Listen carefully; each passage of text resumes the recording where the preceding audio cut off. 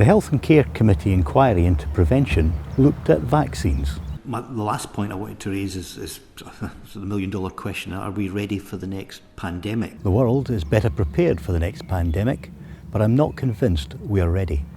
The UK taxpayer-funded Vaccines Innovation Manufacturing Centre sell-off has put in doubt our ability to respond. I raised concerns about crippling energy costs for small businesses, with the FSB predicting up to 93,000 closures. The reality is that since the downgrading of the Energy Bill Relief Scheme to the Mayor Asture Energy Bill Discount Scheme, firms, many of them in my constituency, are paying 3 to 4 times the amount they were for energy under the previous scheme. An energy-rich, independent Scotland wouldn't be in this position. Despite the UK inflation rate falling, it remains the highest among G7 countries, and economists say Brexit has added $7 billion to grocery bills and caused a third of UK food inflation. During PMQs, Stephen Flynn emphasised the increasing costs that families are facing. Mr Speaker, we learned today that the price of milk, cheese and eggs are up 29%. The price of pasta is up 27%. The price of a loaf of bread, 18%. Does the Prime Minister agree that this is no longer just a cost of living crisis? This is a cost of greed crisis. Extreme Tory legislation dominated the agenda. The Strikes Bill, which I tried to amend by excluding the devolved nations and ensuring non-compliance with work notice isn't a breach of contract.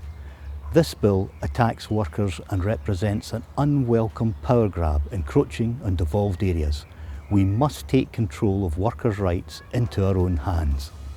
Next, we witnessed the retained EU law bill, which, despite the UK government reducing the sunsetting of 4,800 laws to 591 laws, remains deeply flawed and avoids democratic parliamentary scrutiny.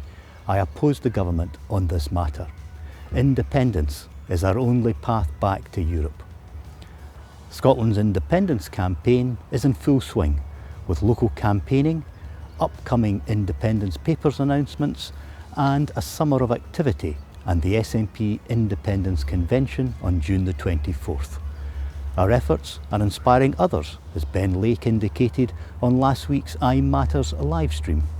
But it's interesting that I think in many ways we have been inspired by what happened in Scotland. You know, the debate that, yes, of course, you've managed to have in Scotland, but it has sort of filtered across then to other parts, especially in Wales. As always, if you would like an advice surgery appointment or a visit to your local group or business, call me on 01506 654415 or email martyn.day.mp@parliament.uk. And until the next time, stay safe out there.